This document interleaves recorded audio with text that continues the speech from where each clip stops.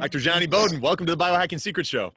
It is my pleasure, Anthony. I'm just delighted to be here. We were talking a little offline before we started and have so much in common. And I'm very interested in what you've done, and I'm delighted that you're interested in what I've done. So I am excited about talking to you. I'm excited to talk to you as well. I'd mentioned your program, Unleash Your Thin. I bought around 10 years ago, I think. About probably 10 years ago, yeah. 10, 11 years ago. And that played a foundational role in, my development of truth in this industry where there's a lot of misinformation. And thank you kind so of much. Point me in the right direction that not a lot of these, that essentially the lipid hypothesis, this belief that dietary fat and saturated fat was the cause of heart disease and that cholesterol was the enemy. Maybe you can take us back to sort of, do you remember your epiphany moment? Absolutely, dude. I would love to. Yeah, please take us there. It wasn't so much an epiphany as a kind of an awakening, a slower kind of process. And I'm especially interested in sharing this with you because I have a feeling you were a trainer. Mm-hmm. So you were trained like I was. I don't know whether it was American College of Exercise, ACE, or whether it was ACSM or NASM, all of the organizations. You got that training just like I did. And my epiphany about all this came when I realized that most of that training was just not accurate. And here's how it happened for me. So I was a trainer at Equinox Fitness Clubs. I was one of, when I say I was a trainer at Equinox, I mean we opened the club. Mm-hmm. The first day Equinox opened in Manhattan on Columbus Avenue, I was there on the floor, September of, I don't know what year it was, 1990, something like that. So I was a trainer at Equinox for about 7 years. I got all the certifications, NASM, ACE, ACSM, I had 6 of them. And I thought, man, I know my shit. Mm-hmm. And I kind of was coming from, I had a different career before this. I was one of those people who came to personal training and health you could say mid-career. I was a successful professional musician and performer, and I'd worked all around the country with some very, well-known and successful people, Broadway shows, stuff like that.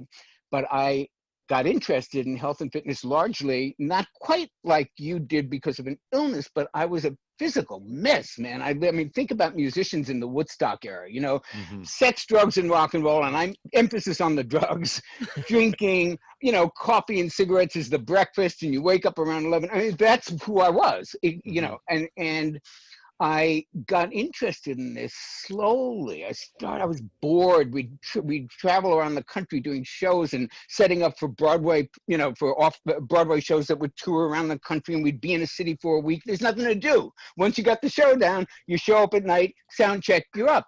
So I started hanging out with the actors, and all of them took their job of keeping themselves fit and beautiful very seriously. I had nothing to do. I said, how do you do this weight shit? What do you do? Show me how to do an exercise, literally. And I remember it started like in 1982, and I started this stuff very slowly. One of the actors, Mike, he said, come with me to the gym. I'll show you a couple things. I got bit by the bug hard. And you know what I mean? I mean, it's like, wait a minute. I'm feeling a little bit better, changing my diet, very little at a time. I was the guy who would go to the gym, and these guys existed. You may not remember because you're much younger, but these guys, they'd go to the gym, do a bench press, go outside, have a cigarette. Go to New Orleans, you'll see that today. They have smoking and drinking in the gyms. So that was who I was. I wasn't like black and white. I mean, it was a much more gradual thing. I stopped smoking over time. I did what I thought was a healthy diet, which is less meat and more, I did by the book, and it took a while, but I started to see the changes, and I started to have more energy, and the belly came off, and it's like, wow, man, this is like really amazing stuff. And I got, like many of us have gotten when we come to this for a personal challenge, we become a zealot. We want to tell everybody about this. So here I am at Equinox at the height of the low-fat movement. It's like 1990 was my first year as a personal trainer at Equinox. And I was lucky enough, well, let me back up. So here we have, everybody's on the low-fat diet. And this was the era in which if clients didn't lose weight doing what we told them, the general zeitgeist of the health community was they got to be lying. Mm-hmm. Because if you get on that treadmill and you exercise off that number of calories, it's mathematics. You can't possibly be doing what you say you're doing, Mr. Jones, not eating these desserts and getting on the stairmat. You would be losing weight. It's got to be these. And this was, I heard this at conferences. I mean, later on. It's still an epidemic belief today. It's still an epidemic belief today. That breaks my heart. But okay, so that's where we are. And that's what people were thinking. And around that time, 1992, I don't remember, the third edition, the final edition of the Atkins diet came out, the new diet revolution. Of course, we all thought, including me, Atkins should be whatever the medical version of disbarred is. His license should be taken away. He was killing people. He was telling them to eat bacon and saturated fat, and we were just, you can imagine, here we are, the low-fat crew, and you know the zealotness in the 80s and early 90s, how much zealousness there was around that. If you remember Susan Powder and the stop the insanity commercials and all that stuff about stop eating fat, that was the message of the mid 80s on to some places still today. And we'd have clients who were frustrated because they weren't losing weight on the low-fat diet and the exercise we were giving them. Of course, our solution to that was put more time in on the Stairmaster and eat less fat. It's very simple, right? It wasn't working. Now, I'm not going to sit here and tell you it didn't work for anyone in the country, because clearly there are people walking around who have lost weight on the low-fat diet and seem to do okay. Hundreds of reasons we can talk about, but it is far less common than most people think. It really, by and large, the low-fat diet was a big bust. We didn't know this then. So these clients are coming in and they're going, Johnny, I got to try this Atkins. My friend on the golf course lost all this weight, or my hairdresser lost all this weight on that. I'm going to try Atkins. And we, the trainers of Equinox, and certainly me, would say you cannot do that. You might lose a few pounds, I'll give you that, but you're going to get a heart attack with all that cholesterol and fat. You're going to die. Didn't happen.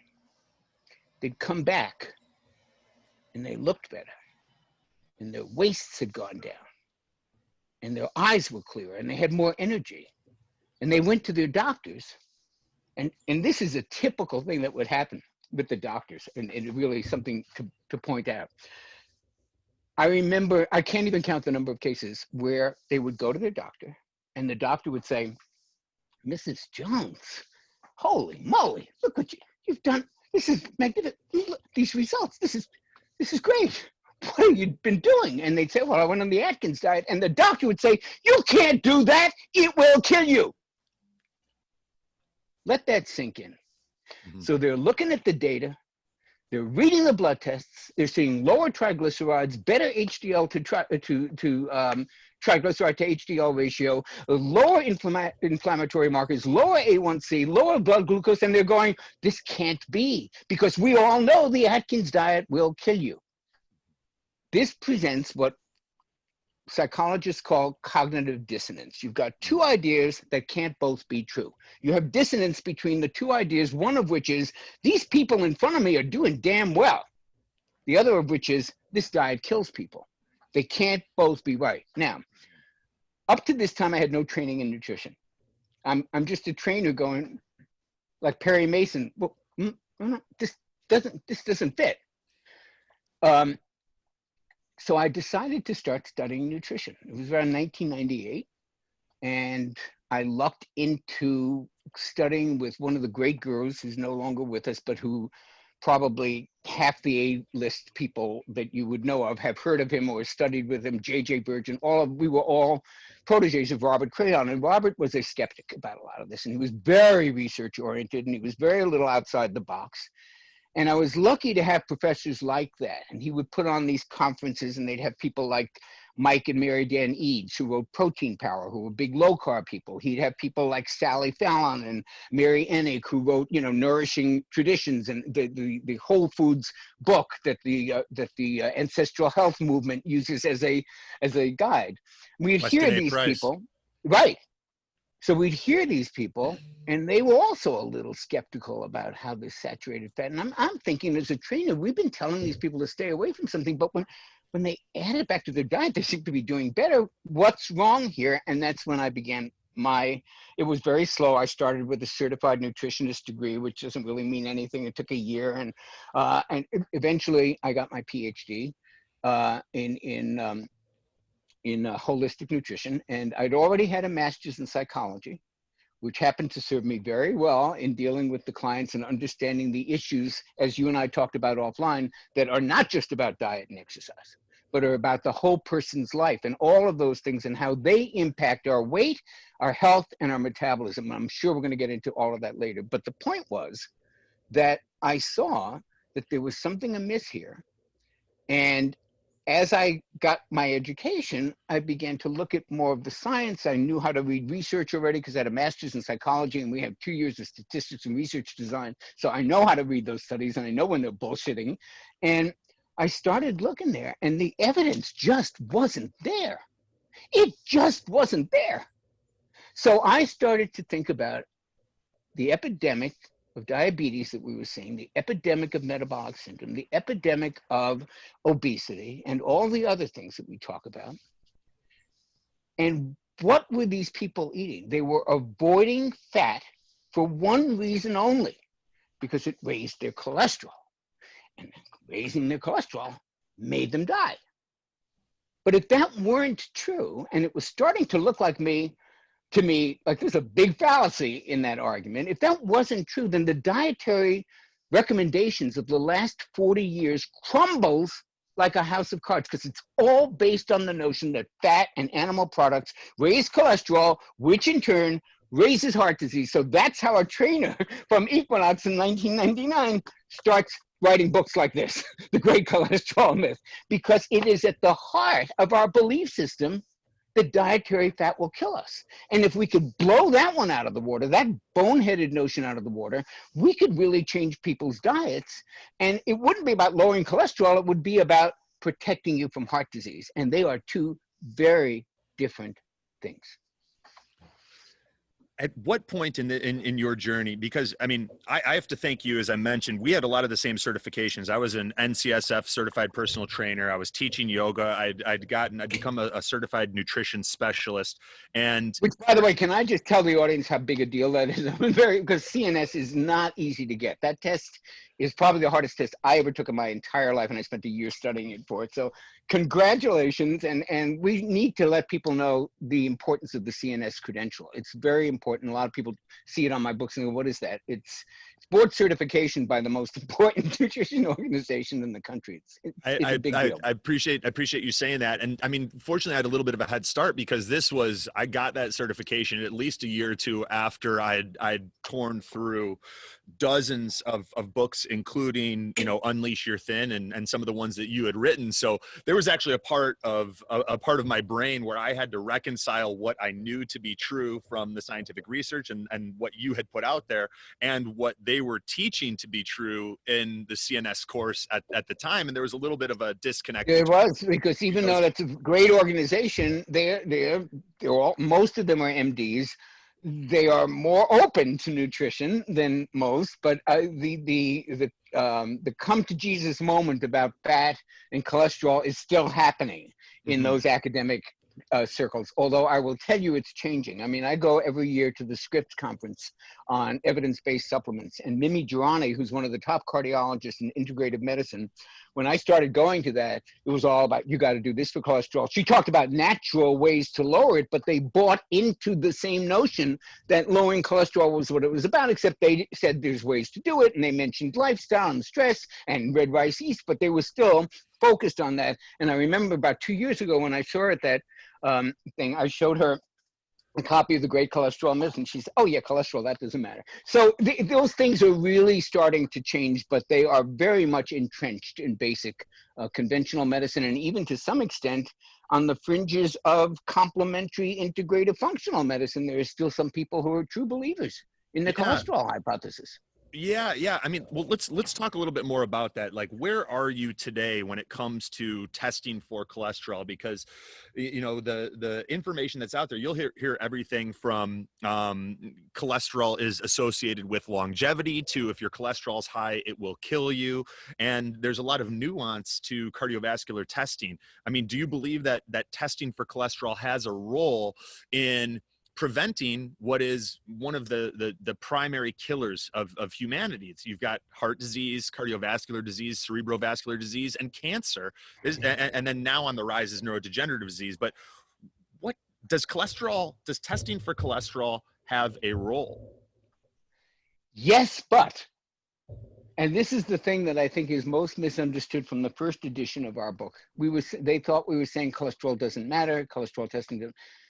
The cholesterol test, as you and I know it, and as I will venture to say 99% of your listeners know it, which is a test that comes back with your triglycerides, your HDL, your LDL, and your blood sugar, is as obsolete as an Atari 64 computer, a Commodore 64 computer.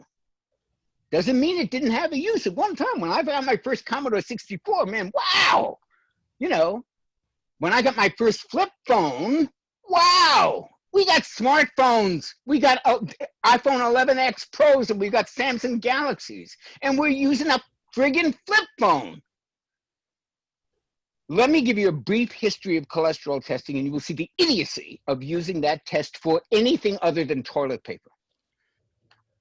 So it's like around 1960s, and they discover that you can measure cholesterol in the blood, and they're still going with this cockamamie hypothesis that leads to heart disease and death. And we can, I mean, I have a book full of research. You talk about like citations, the new edition of the book, millions. So we don't have to go through all the citations showing that just isn't true. But that was the hypothesis. And they wanted to measure it. And if you probably weren't born in 1960, but if you were and you went to a health fair, which they used to have, they'd have a little booth and there'd be somebody there with a little pinprick, and they would measure your cholesterol and tell you and get you, this was great for a health fair. So Mrs. Jones, it's 220, a little bit too high or a little bit too low, whatever it was. Not long after, they discovered that actually cholesterol travels in the blood really in two different carriers, two different boats, if you will. It can't float through the bloodstream. Many civilians don't know that. You can't get, cholesterol has to travel in the blood. Think of it like an ocean liner, something crossing the ocean. If you threw it in the water, it's going to sink, but if you threw it in a trunk or a balloon or something, a raft, it will. So cholesterol needs a container. And they realized it actually comes in two different kinds of containers, HDL, LDL, right? High density lipoprotein. And they don't just hold cholesterol, but that's the main thing that they hold, these two different containers. Let's call them black and white containers. And they said, that would be a great improvement over the total cholesterol test. We could tell people, it looks like the ones that travel in the LDL ones are a little bit, they don't do such good stuff, but the ones that travel in the HDL, they're good. Let's know what the good and bad one is. Tremendous improvement, just like the flip phone was a huge improvement over that monster thing you had to carry in the 80s. Have you ever seen any of those pictures on Google Images? They were like the size of a Buick, and they'd walk around, right. So you get a flip phone, you go, whoa, way better. That's when the research stopped. That's when they kind of stopped. Let me tell you what we now know. Not just HDL and LDL. There's 13 different subtypes of cholesterol, ladies and gentlemen. 13, I'll give you a few. LP(a), oxidized cholesterol, LDL3, LDL3A, HDL2 and 2A. There are patterns of cholesterol distribution. There's pattern A and pattern B. And there's the number of boats in the water, which is revealed by something called the particle test in cholesterol. These are valuable things to know. To put them into two categories of good and bad, which don't tell us anything, which don't predict heart disease, which are just gross oversimplifications. It's like using an abacus for calculating when you've got a calculator, when you've got an IBM Big Blue there. So I do think cholesterol testing has a role, but it needs to come into the 21st century, and we need to use the tests that are widely available. And the only reason doctors stick with these stupid, ancient, good and bad tests, which, by the way, is like dividing everybody in two health categories: short people and tall people. Well, that's a piece of data, but it's kind of useless when you have the entire genome decoded and you can look at all the, when you're going to put them into tall. And what does that really tell you? What does good and bad cholesterol tell you? And I'm a great example of this. My cholesterol numbers by conventional medicine are fantastic. Nobody has ever suggested a statin drug. Nobody has ever said there's anything wrong. I have zero risk for cardiovascular disease. I started getting the particle test about 5 years ago. It shows a very different picture. My particle number is off the charts, and I'm doing something about it, but I would never have known that if I was just going blithely along thinking, oh, my LDL is fine. No, your LDL doesn't matter, dude. It's what types of LDL you've got and how many boats are there in the water. So I do believe cholesterol testing has a role, but not the way we're doing it. And anyone who's got a prescription for a statin drug based on that dumb old test should take their doctor up on charges or go to their doctor and say, I want a modern test that was invented in the last 20 years, not the one from 1960. Then tell me if I need a statin. That's what we need to do with our doctors that are giving us statin drugs based on the most ancient and out-of-date information that we have. So if I'm hearing you correctly, what you're saying is you've got the HDL and the LDL. So this is like, these are your, call them cholesterol transport proteins, or like you use the analogy. Right, huge categories. They're like huge categories. Then you got underneath that, you've got 1, ABC, 2, ABC. There's a million subcategories that we're not talking about, and they're the ones that are important. Okay, so is it not as simple as HDL is your healthy cholesterol transport protein, and your LDL is your bad, cholesterol transport protein? What's your view of those cholesterol transport proteins now, knowing everything that you know? Well, I think the boats are where the action is. Okay. The boats are what get damaged. And when the boat gets damaged, it kind of docks somewhere it shouldn't, and that's really somewhere in the artery, and takes up residence and then causes inflammation, oxidation, which I hope we're going to talk about, which are huge promoters of heart disease that conventional doctors don't even look at. And that's where the trouble starts. So definitely an injured boat parking in a no parking zone is the initiator of all this, but we got to look at why that was injured in the first place. What was it oxidized? Was it inflamed? How, what is that process? What are we exposed to that causes that? Those are the things we're not looking at. We're just looking at LDL, and HDL, and it's really mind-blowing that doctors stick with this thing simply because it's been around a long time. Insurance covers it. We know what it is. We don't want to learn a new system. Okay, so before we get into what's driving inflammation and oxidation, for someone who wants to have a more advanced understanding of testing and be able to talk to their doctor and say, hey, these are the tests that I would like to get. No problem. And I know you talk about this in The Great Cholesterol Myth. You've got your updated version of that out. So guys, head to Amazon and pick up Dr. Jonny's book, The Great Cholesterol Myth. But for someone— the new edition, make sure it's a new edition. The old edition is still on sale. You want the new and revised one, which won't be out till October 2020. But that's got all this information. So for example, there are several ways to test for these kinds of things, for the important constructs that we need to know about our risk for heart disease. The best is to get your doctor to give the real test, which is the best of them, I think, is a LabCorp insulin resistance panel, which also looks at the particles for cholesterol and all that other stuff. There are other versions of it, the NMR test. Some of them just call it the particle test. You want them looking at the individual LDL and HDL particles, the number of them, the size of them, the type of them. You don't want this HDL, LDL stuff. It's like small, medium, and large in a country where we have size 7, 7.5, size 8. Mediums don't fit everybody who's in that huge category, and smalls don't fit everybody who's in that huge category. You can personalize this and actually figure out what fits for you if you get the damn test that looks at all of the different levels of cholesterol, not just these two massive, gross categories that really tell us nothing. That makes sense. And there's— just tell the doctor the particle. I want the particle test. And here's the interesting thing about this. We used to recommend all these tests were sort of esoteric and hard to get, and the insurance didn't cover them, and they were more expensive. I get it. Only the health nuts like us are going to pay for it out of pocket. But for God's sake, LabCorp and Quest offer these tests now. They're available everywhere. There's no reason not to get them. And a lot of, and now guys, like there are so many of these tests available where you can go through a company like Life Extension, sometimes even going directly through LabCorp You or can. Quest. You can book an appointment, be there, and in 10-15 minutes you get the draw, and you can get an idea of what's going on.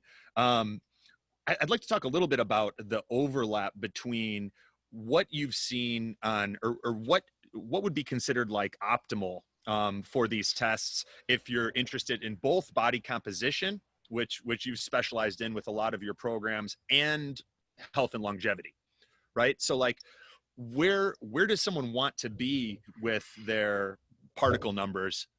Is that something that I even don't have the exists? numbers in my head, but it is a very clear graph they give you from red to green, and they show you exactly where you are and where it's the danger zone and what, you know, where you are in terms of the population. It is self-explanatory to a fourth grader. So I don't know the numbers exactly. You don't want particles in like the 2000 number, which is where mine were, but I know that I don't know exactly where it's like, whoa, that's really good.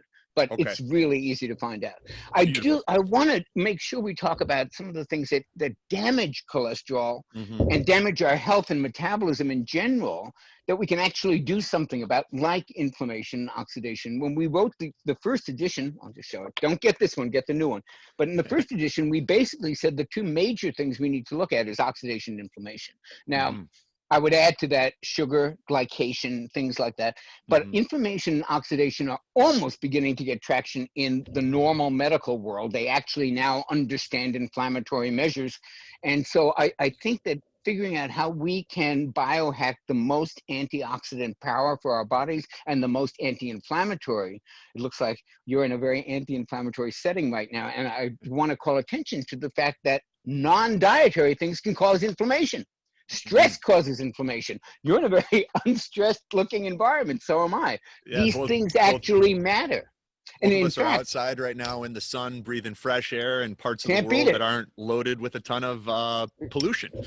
Well, you are. I'm in California. I don't know about Los Angeles, but I'll tell you before we move on to inflammation and oxidation, just to talk about the non-dietary and non-exercise related things that can increase cholesterol, for example, or any other thing that we choose to measure. My co-author on this book is a cardiologist, Dr. Stephen Sinatra. Sinatra told me that when he was in residency, there was a day once when he had either surgery, he had something big at like 6 o'clock at night, and he hadn't eaten all day. And just for fun, and he's stressed because it's either an operation, something big, and he's in residency, and it's important, and he's very stressed, and he hasn't eaten. Just for fun, on his way up, he stops, does his own blood test to just see what I wonder what my blood sugar is doing. I haven't eaten. His cholesterol's through the roof. He hasn't eaten. He's never had a cholesterol problem. The next day when he checked it, it was back to normal. The point is what we think about, what we give psychic space to, what we worry about, the way we live our lives. Do we breathe? Do we go out in greenery? These things matter to measurable metabolic metrics. It makes sense. And it even makes you wonder, like I did a workout earlier, just doing some body weight stuff, push-ups, squats. I went for a jog, jumped in the lake afterwards. It makes you wonder too, how much of the benefits of exercise have to do with the physical exercise itself versus the psychological effect and the stress diminishing aspect that exercise has. That is the $1 million question, and it's kind of unanswerable because they work together. I mean, there is no question in my mind that, burning off the steam. I have dogs, and if you give them a big run, guess what? They're a lot calmer and a lot less reactive when the mailman comes. These things work together. So it definitely has, and there's you probably know, there's a huge literature in psychology called on ecotherapy, which is basically the study of how our environment and particularly our exposure to green things affects our metabolic health. Short line, the spoiler alert, it affects it big time. So, these things really do matter. And that's why I've spent a lot of time in all my programs and every book I've written on the subjects of inflammation and oxidation. There are two things that are very, very important. In fact, I did a piece recently on sleep. I don't remember if it was a video or if it was an article, but in the last year, I did a couple things on sleep. And as you probably know, we all know sleep is incredibly important, but what we may not know is that scientists aren't 1000% sure why. They don't really know what goes on in sleep. They know it's essential for health. They know you can die if you're sleep deprived for X number of hours longer than if you're deprived of food. They know there's different renewal processes and pruning of the neurons and all kinds of stuff, but they don't really know what the main reason why sleep is so important. But one of them, at least Matthew Walker, who's my go-to sleep expert, and wrote Why We Sleep, the book Why We Sleep, is beginning to think that one of the most important things that happens while we sleep is that the antioxidant crew gets in there and cleans up the garbage. And that's what's interrupted when we don't sleep. And that may be, maybe not the only thing, but it's one of the most important things that gets done while you're sleeping. So figure that, and then figure if this oxidative damage is so bad that it can destroy you if you don't get it during your sleep. It's probably an important component, and it's certainly an important component when it comes to talking about cholesterol and heart disease, because cholesterol really doesn't cause any problem until it gets damaged, and it gets damaged by oxidation and inflammation. The twin towers of cellular destruction is what I like to call them. That's beautiful. Let's pick back up in 30 seconds. I got to run to the bathroom. I'll be right back. Go. Absolutely.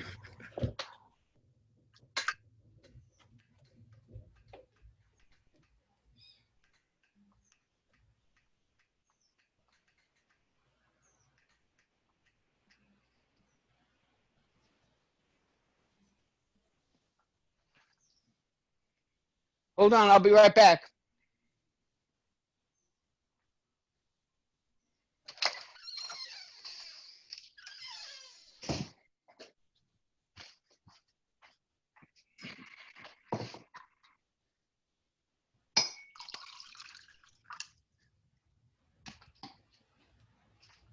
Coming back, what's that?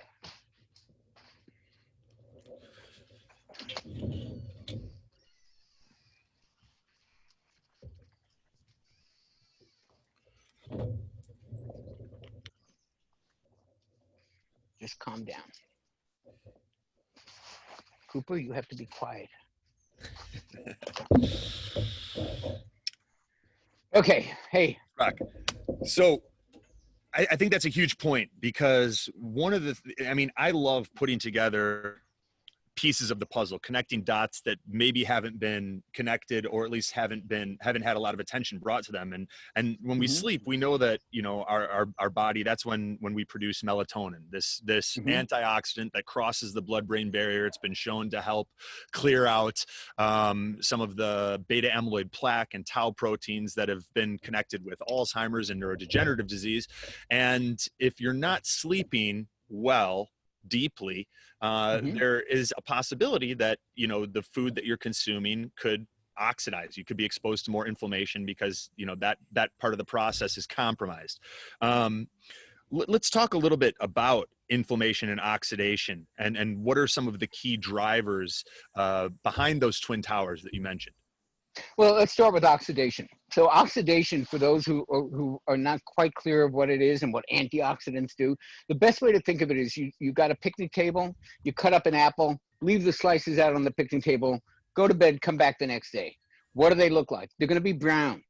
That's oxidative damage. If you leave metal out, for any reason on your lawn, like you see these old junkers that are up on cement blocks in some neighborhoods, why do they get rusty? They're exposed to oxidation and to water, and they become rust. Well, rusting from within is oxidative damage. That's what basically is happening. Let me say, I think I just lost my light. Did I? No, ran out of battery. Can you see me okay without the light? So basically, oxidative damage is like rusting from within. That stuff that happens to the apple or to the junker car happens to our cells. And it happens because of rogue oxygen molecules called free radicals. If you remember anything from, I remember almost nothing from basic chemistry or biology, you know that electrons travel in pairs. So when one of them gets loose, they get like college senior on spring break. I mean, they're basically like, I will mate with anything that's out here. And that's what this electron does, looking for a mate, looking for a pair. And it hits on your cells, it hits on your DNA hundreds of times a day, and it damages it. And that's oxidative damage. So what do antioxidants do? What happens to the apple if I put some lemon juice on it? It's an antioxidant. It's vitamin C. It's an antioxidant. We all know vitamin C, vitamin E, selenium, zinc. These are antioxidants. They will retard that damage. They will fight that damage. They will donate an electron if they have to. They'll do whatever it takes to get those free radicals to stop damaging the cell. So that's why, and cholesterol is one of those compounds that gets badly damaged by oxidative damage. And then it gets weakened, and now you're talking about it getting into that parking spot, rolling off the road because it's already been damaged by oxidation and inflammation. So certainly this all points us to the idea that we should be supplementing and eating foods with lots of antioxidants. What I think the biohack here is that we already make an antioxidant that's probably the most powerful antioxidant in the body. It's called glutathione. And since I started in 1990 in the supplement industry, the holy grail is, how do we make a glutathione supplement that actually because that's the problem. I mean, if you can get more glutathione, that does everything, and we make it. It's an endogenous compound. That means it's made by the body. Like most good things in the body, we make less of it as we get older. So it's even more important to keep it up. And there's just never really been an effective way to take glutathione as a supplement. There have been some that work a little bit better than others, but with glutathione, we've always had to biohack. So what causes the body to rev up that glutathione production system? Well, the only things that we've had so far are whey protein powder and NAC, N-acetylcysteine, which is a component, because cysteine and glutamate are part of glutathione. So I certainly have been taking those things, and I know we're going to get to the relationship to COVID, but I mean, to me, that's one of the biggest reasons that you want to really up your antioxidant intake, NAC in particular, because that's an antioxidant that has particular affinity for the lungs and for the upper respiratory system. So you want that, you want the glutathione. But the biohack I was going to tell you about today is I recently became aware of a product that actually, it's called Continual G. This is in my supplement routine every day now, and it comes in a little packet. And I don't want to do Continual G, and it's on the web at continualg.com. That's where I get it. And I don't want to do a whole promo here for it, but here's what it does that's different. So basically, glutathione is a combination of basically two amino acids, cysteine and glutamate. And that combination forms something called gamma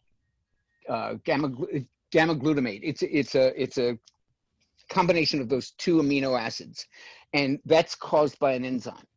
Once you get that, the second process is very easy. Another enzyme works with that, and now you got glutathione. The problem is making that first compound of glutamine and of glutamate and cysteine. That enzymatic reaction slows down as we get older. So getting that gamma glutamyl cysteine, that intermediate compound that's going to become glutathione, becomes harder and harder because the first enzyme just slows down. So we may get some, but we still really need to figure out a way to get that first component of the glutathione process, so that the second enzyme, which is pretty easy to do, can be added on, and now you got your glutathione. So what this stuff does is basically it's a form that's been studied. I can certainly send you the link of it. A couple years ago, they found that this Continual G produces this. They have patented, and they call it glycine. That's just the patented name of that first step in the process. And by taking this, and it's an oral thing, mixes in water, it's really easy, it actually gets glutathione into the cell within 90 minutes, and that's what the study shows. And nothing really has ever had that effect before. We have seen NAC in very high dosages produce a little glutathione. We have seen intravenous glutathione, very effective. I haven't really seen anything orally that does it. And this stuff, which is, as I said, the patented form, they call it glycine. It's easier to pronounce in gamma glutamyl cysteine, which is what it really is. And once you've got that first step, adding the enzyme on is nothing, and this actually gets into the cell. So I'm a big fan of that. Plus the standard antioxidants, C, E, even NAC for its effect on the upper respiratory. You do all that together.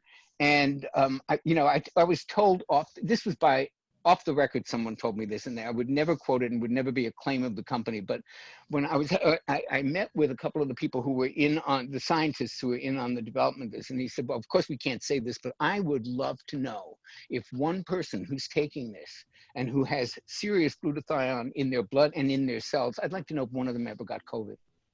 Now, we don't know, and we certainly can't say it protects, but the whole COVID thing to me is a multi-protectoral thing. I mean, you want to do everything you can. You had mentioned the cytokine storm. I don't even remember if we were talking offline, but that's one of the worst things that can happen during COVID. So, and all that is inflammation gone haywire. So you want to stop oxidative damage and inflammatory damage at the core, especially when and here's the connection to COVID. Can we go to that for a minute? Let's do it. Yeah. The connection to COVID to me, and why I feel for the first time I have a book out that I don't want to just promote, I want everybody to read, because I literally think this will save lives. If you look at every single condition that we consider a precondition for bad outcomes with COVID, like if you've got this, that, this, you better wear a mask, stay in there, and pretend like it's Armageddon, because this augurs very badly for your outcome. What are those conditions? High blood pressure, diabetes, obesity, metabolic syndrome, heart disease, and then there's also lung, kidney, and liver, and vitamin D deficiency. Well, these are some of the causes, but all of those diagnosable conditions are very bad for being exposed to COVID. So what do they all have in common? They're all metabolic conditions. They all have at their core insulin resistance, which leads to prediabetes, which leads to diabetes, which in 80% of the cases leads to heart disease. You have a whole thing that starts with a metabolic process. And when I realized that, I thought, well, yeah, but 5 out of 8 ain't bad, right? There's no connection to insulin resistance between liver disease and lung disease and kidney disease. But just for fun, I did a day worth of digging on PubMed. Oh, yes, there is, my friend. Insulin resistance and liver disease, insulin resistance and kidney disease, insulin resistance and lung disease, huge connection. So now we have a culprit at the scene of every one of the crimes who has motive and opportunity and is placed at the scene. And that is a metabolic process that starts with insulin resistance, which, as you know, is just an inability to really manage the carbohydrate load that we all take in. And this is the connecting factor. And what can you do about insulin resistance? You treat it with diet. It is 100% reversible, treatable, or preventable with diet. 98%, let's say, because there may be conditions in which but you can still retard the amount of damage it's going to do. So you have this dietary strategy that will lower insulin resistance, which leads to everything that makes COVID likely to kill you, right? What would be the dietary changes you would make? More fat, less carbs. And that's precisely why when we talk about not only does more fat, less carbs lower the risk for heart disease, it also lowers the risk for every damn thing that makes you at risk for COVID, for a bad outcome with COVID. Yeah, you can't prevent getting it. You can, if you get it, you get it. I mean, you can do a lot of things to reduce. You do the 3 things: you wash your hands, you keep distancing, and you wear a mask. Yes, those are good things. But if you can strengthen your metabolism, get rid of insulin resistance, change your diet, up your antioxidant stores with things like all the things that we mentioned and anti-inflammatories, you're going to be in a much stronger position that if you get it, you will probably be among the 98% of the people who it doesn't kill. But if you don't, and you got all these other things, just think about it. Your immune system is busy putting out fires. It's trying to work anti-inflammation. It's trying to work antioxidation. It doesn't have any resources left to fight a damn virus. But if you do all those things, you'll be in a much more, I'll tell you, I interviewed Dr. Daniel Amen. So for those who might not know, one of the great psychiatrists in the country, 9 PBS specials. I can't count the number of best-selling books. So I say to him, I interviewed him right in the middle of the beginning of the epidemic, like March or April.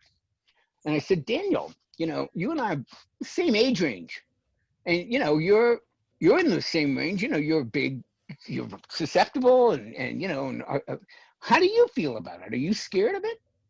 And this is what he said. It's my Daniel Amen imitation, but it was so brilliant what he said. He said this. He said, "Well, I don't want to get it. It's a nasty virus, but my vitamin D levels are 73. I think I'll be okay." And that's the point. You can't go crazy about not contacting it, but you can damn well do the things that make you metabolically strong and resilient.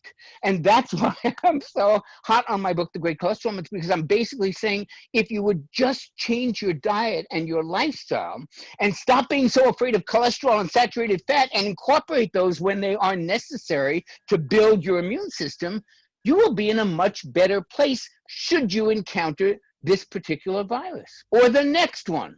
Because look, we can't, you know, it's like having an army. You don't know who you're going to have to fight, but you want to be in the best shape you have to be in, right? I mean, or a football team or a tennis match or anything like that. You don't know who your opponent's going to be. It's going to be challenging. Get your own house together. And that's how you get your house together. And the first thing you got to do is stop worrying about cholesterol when you're getting your house in order.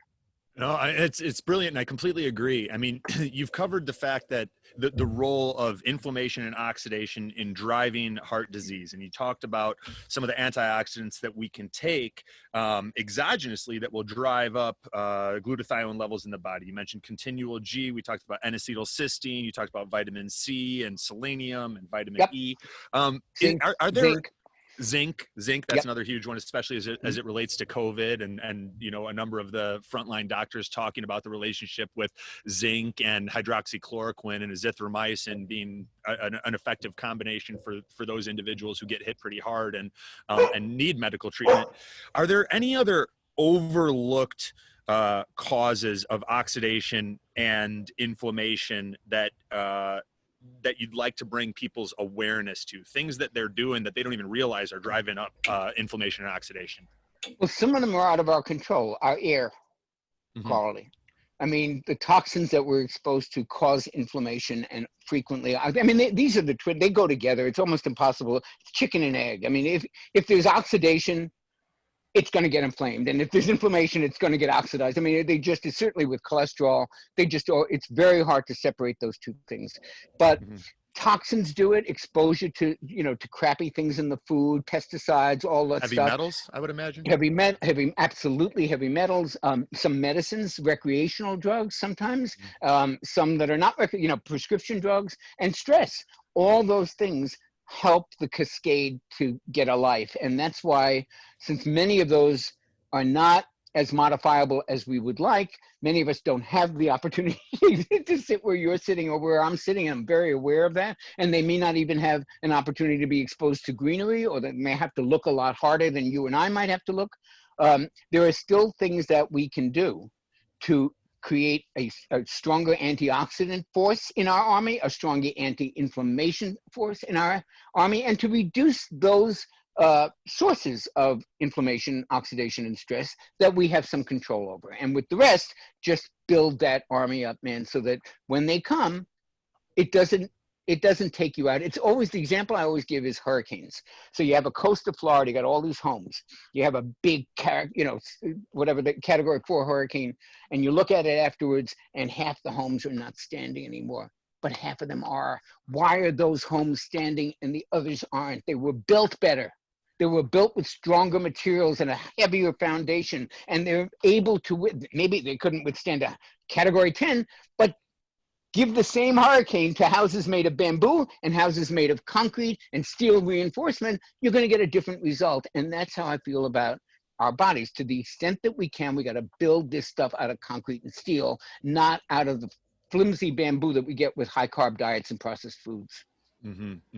Yeah, no, I agree. And I'm curious your thoughts, just kind of bring this home and, you know, I want to encourage everyone listening to get the new edition of the Great Cholesterol Myth book. It's October 2020 is when it'll be out. You can pick it up on Amazon. Where do you feel herd immunity fits into this COVID puzzle?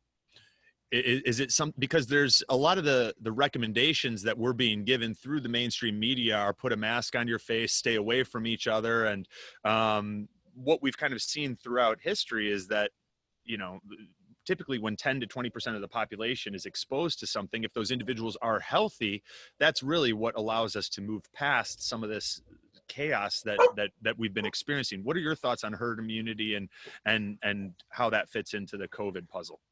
I'm not an expert on herd immunity. I try to not speak on things that I don't feel very strongly that I'm equipped to talk about. You wanted to talk to me about cancer, I'd probably stay away. It's not my area of specialty. Want to talk to me about diabetes, heart disease, and obesity, I'm all there. So knowing that I don't know that much about, I don't know enough to speak as an authority about herd immunity, I will point out one thing that you said. When 10 to 20% of people that are healthy get it, you have herd immunity. I think one of the reasons this damn thing is wiping out so many people is we are not a healthy population, dude. Mm-hmm. There's nothing healthy about the American population. This nonsense of we're the greatest nation in the world. We have the health. No, we're not a healthy bunch. And even some of these, and I never want to blame the victim or any of that stuff. Even some of the outliers, like, you know, it's mainly killing older people, but some of them it's not killing at all. And and once in a while it's a young person, but we don't really, and they say they were perfectly healthy. My experience is that perfectly healthy, what looks like perfectly healthy and what is metabolically healthy when you look under the hood are not the same thing. Most of us are eating junk food most of the time, even the younger ones. And they're eating chips and they're eating, you know, commercial hot dogs and they're eating, you know, this French fries and donuts and sodas and all this stuff. And that simply does not, you know, we can't assume, well, yeah, 10% of healthy people, who amongst us is really in that population that you would say metabolically healthy? Not as many as we think. Mm-hmm. So I think that there's a really, you know, the herd immunity thing, again, is based on a healthy population. Mm-hmm. I think there are some unique things about this virus that perhaps, you know, make it almost sui generis. I don't know. I just know that you can go crazy trying to anticipate this virus and the next mutation and the one that will surely come after that. We've had it from the Spanish flu to SARS to all of them. You can't really figure out what the next enemy is going to do. All you can do is do the basics of metabolic health, which is what you are about, what I'm about, what we're trying to teach people, to give yourself the best advantage. As Daniel Amen said, well, it's a nasty virus. I don't want to get it. I think I'll be okay. He thinks he'll be okay because he built his house on concrete and reinforced it with steel. That's what we should be doing. This is a beautiful opportunity for us to really take a look inside, you know, yes. what type of house we have built, what type of renovations need to be made, and some of the areas where maybe physically or psychologically or spiritually we may be lacking, and kind of tighten things up. Dr. Jonny Bowden, thank you for the work that you do. Thank you for creating Unleash Your Thin, a program that had a very pivotal role in my development and the information that we've shared with our listeners. Where can people by the way, I was just going to tell you the latest version of Unleash Your Thin, which has evolved over the years to first New You 22, is now called the Metabolic Factor, and it's probably my best-selling program of all time. And you can get that on my website, and if you look around on the internet. Don't get it on Amazon because you won't get all the goodies that come with it. It's not legally sold on Amazon, but there's plenty of places to find it, including my website. And that's the version of. It's a phenomenal program, guys. Make sure you pick that up. This was it was a pillar in my development. The Metabolic Factor. Thank you. Yeah, that's what it's called now. Thank you. Yeah. Thank you. A lot. Thank you for the work that you do.